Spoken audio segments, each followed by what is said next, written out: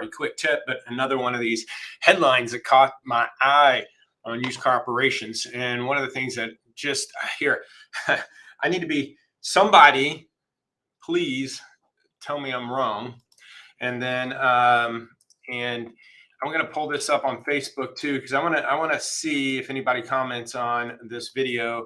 Because again, I want to be proven wrong on this, and I want to know if anybody else is seeing or thinking the way I'm thinking.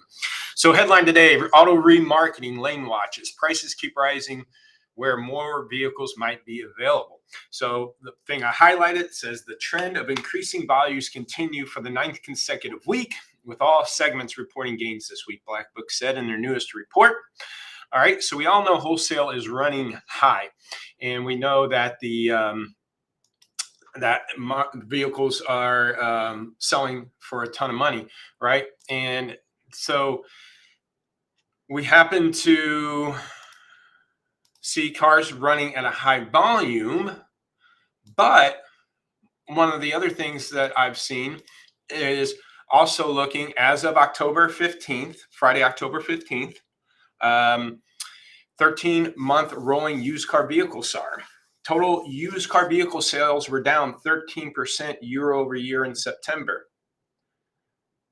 Okay, this brought the annual rate or SAR of sales to 35.7 million, down from 40 million, 40.9 million last September, a flat compared to August, 35.7 million SAR. So the SAR did not change from August to September. I haven't looked at October's numbers yet. I don't think they're out yet because it's not mid-November yet to bring out October's numbers. But if I'm reading this correctly, and this is things that I've been talking about for a long time, it's just because wholesale is high doesn't mean retail is there. So Cox, this is a Cox Automotive data point, okay? Just look for market insights, Cox Automotive 13-month rolling used cars. So let me get this straight. And again, this is what I've been telling everybody, is used car sales are down 13%. The SAR is based on 5 million less, over 5 million less retail units.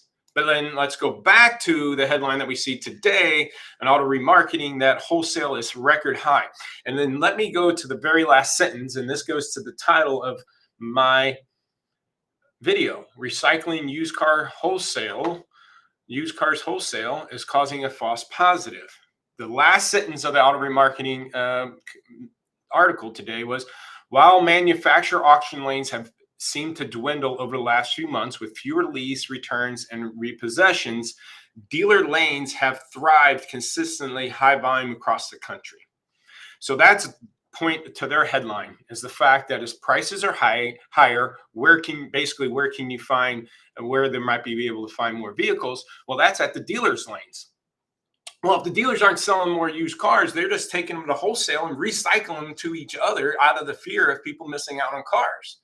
Okay, so just because retail wholesale is high doesn't mean retail is going to be there. And customers, the stats are showing that we're going to have less used retail cars this year than the previous year. So why is wholesale so high? It's high because one, rental car companies are needing vehicles and they're driving that the values up. But two is the fact that dealers are just recycling these cars to each other, causing this false positive. I just got off a call with a dealer who has 900 cars, only selling on pace 400 cars. If they do 500, he's ecstatic. And he wants to get even more used cars. The reason why is he wants to fill his lot. Basically, I called it landscaping. I mean, or garnish. You're basically just filling your lot with a bunch of garnish just to make their lot look full, which is fine because there's no new cars. I understand it.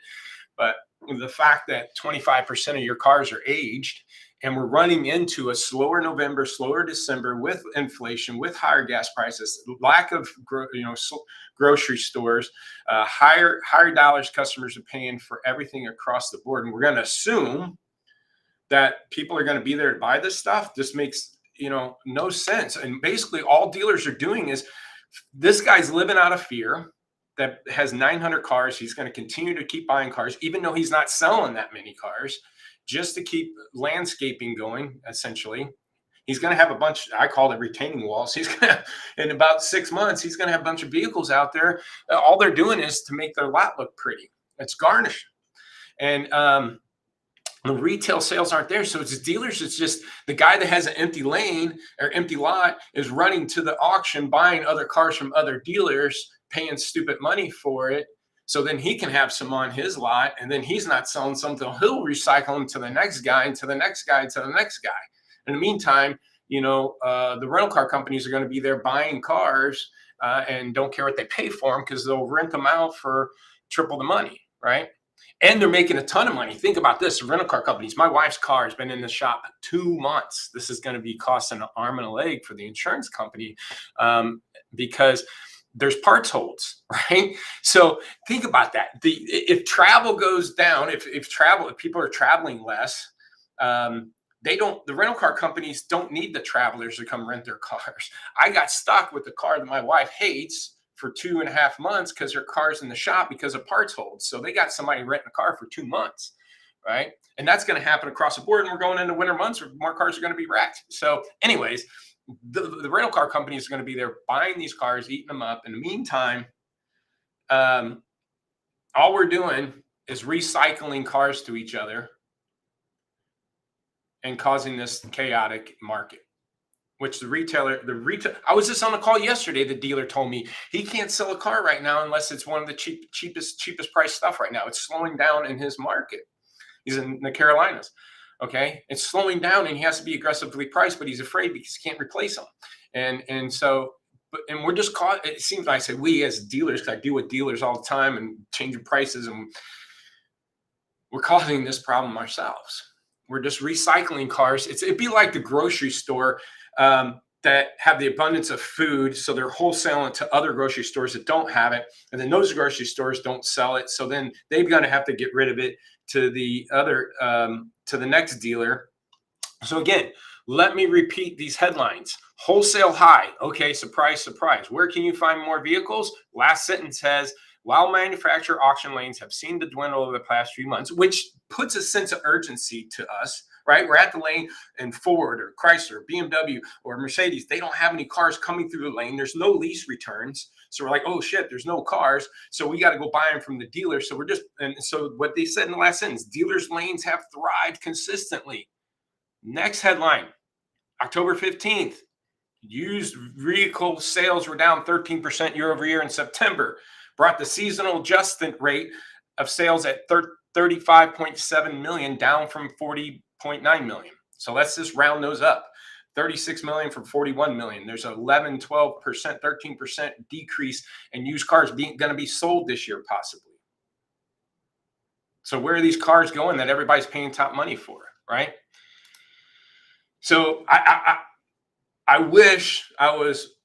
I hope. Tell me I'm wrong, and somebody give me other stats to prove this ain't right. And if it is right, can we stop?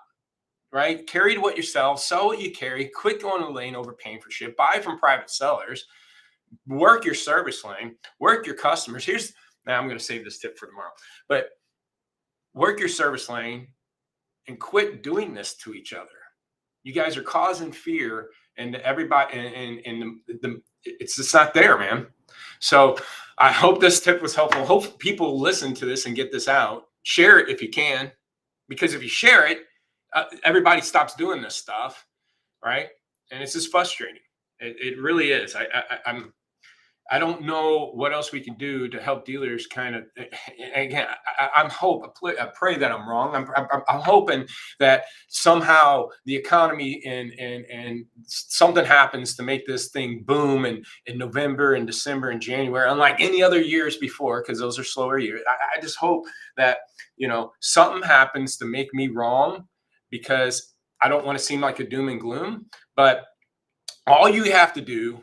Carry 100, sell 100, keep your inventory clean. Don't let cars age, because whatever you're buying right now will be aged in December, when people are just getting over the Christmas hangover and spending a ton of money and probably extra money to get Christmas gifts as that supply is running short. But that's the thing. If this Christmas supply is running short, either customers are going to buy less presents, or they're going to still be buying it, right? It's Christmas. They still got to have presents underneath the tree for their kids, not as many as they used to. And so they're going to cut back, right? And so because either availability or price or money or what have you. So, but they're going to do it because it's Christmas. They don't have to buy your car. That's my other point. Okay. So, um,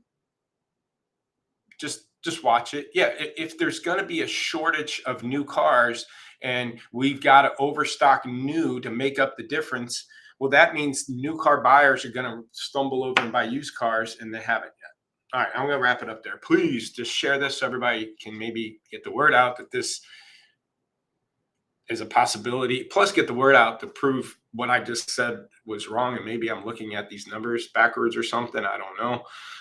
If you want to see how we can help you, lotpop.com. I'll leave it at that. Thanks.